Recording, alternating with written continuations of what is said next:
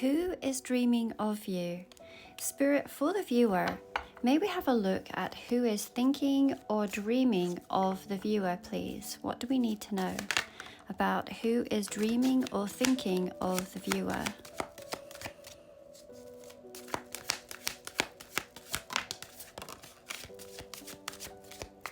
Okay, bottom of the deck, we have got the 8 of Rods, the 5 of Pentacles, the 3 of Blades, the 3 of Pentacles, and we have the 4 of Rods in reverse. So this feels like a very specific reading and some very interesting cards that have come up here. So this is definitely not going to be a reading for everybody. Please always listen to your intuition as to whether this reading is for you. This feels like somebody potentially from your past, someone who has left you out in the cold, or someone who you are no longer in contact with. It feels like there may have been numerous obstacles between the both of you. And potentially at one point in time, you may have felt that this was a divine counterpart. Let's go into these cards a little bit deeper. So the 4 of Rods in reverse is very telling. In the upward position, it is known as the 1111 card, the card of divine counterparts. It represents stability, the 4 corners of a home, and the elements of air, earth, fire, and water.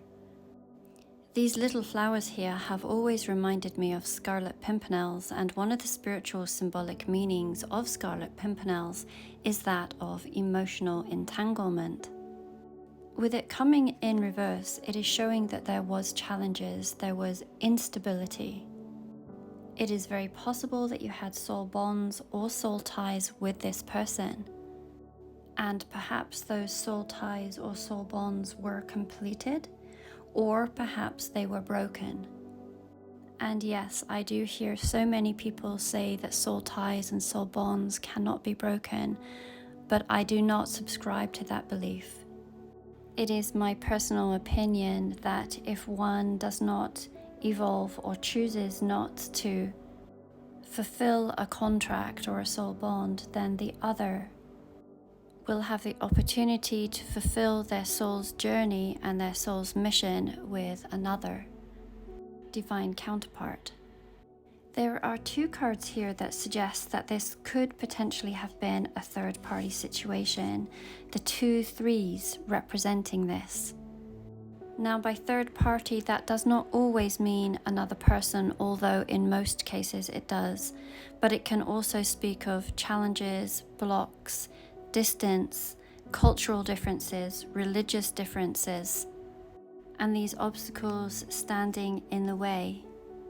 This 3 of Pentacles card, I have often seen it as these 2 who are orbiting and reflecting one another, and this being the obstacle in the middle. The traditional meaning of this card is actually one that speaks of collaboration and commitments. So one or both of you may have had other commitments that kept you orbiting around each other without ever coming together in full capacity. And I have no doubt from the selection of cards that have come out that this was very challenging and there was much grief about this. The 3 of Swords speaks of deep grief and deep pain. Going back to the 5 of Pentacles, which is a card that speaks about being left out in the cold. Once again, it's very similar to the 3 of Pentacles, the illustration, in that we can see that the both of you are reflecting one another, or at one point in time did reflect one another, there being this stumbling block in the middle. We see in both instances that there is a skull within this center coin, suggesting to me that the majority of this issue could have been a mindset problem, potentially the inability to look at things from another perspective. This could include willful stubbornness. With the 8 of Rods being at the bottom of the deck, you may be able to pick up on this person's thoughts and feelings towards you. The Eight of Rods is a card that speaks about messages coming through. This could also be telling us that the person whom is dreaming of you or thinking of you is also thinking about sending you some sort of message. To me, on your part, this feels like it's done. It doesn't feel like this is going to come back into any type of relationship.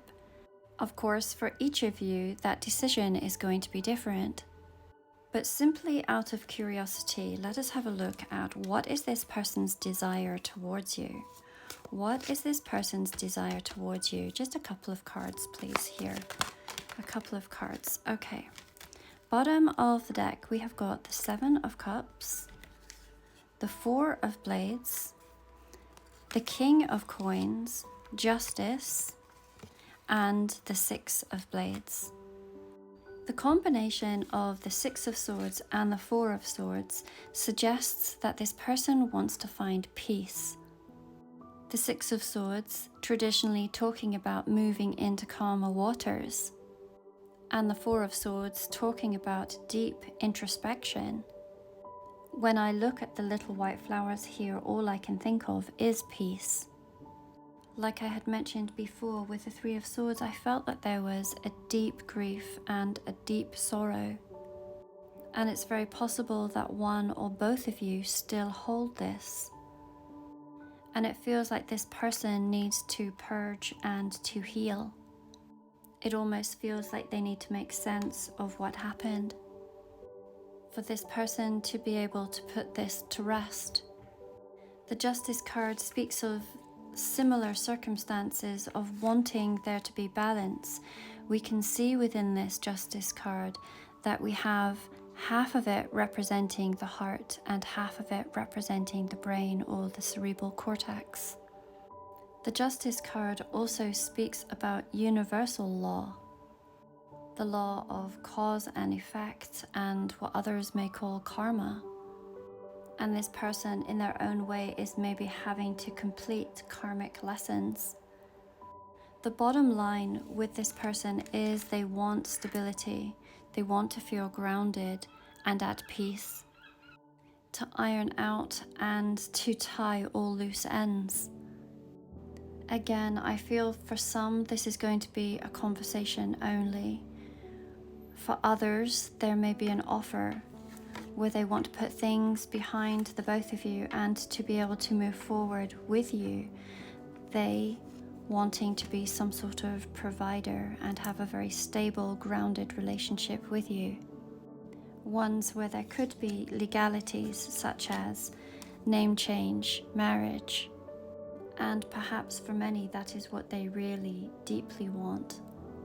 But for others it's simply going to be a conversation because you may have evolved and changed so much that you are past going back to this particular relationship.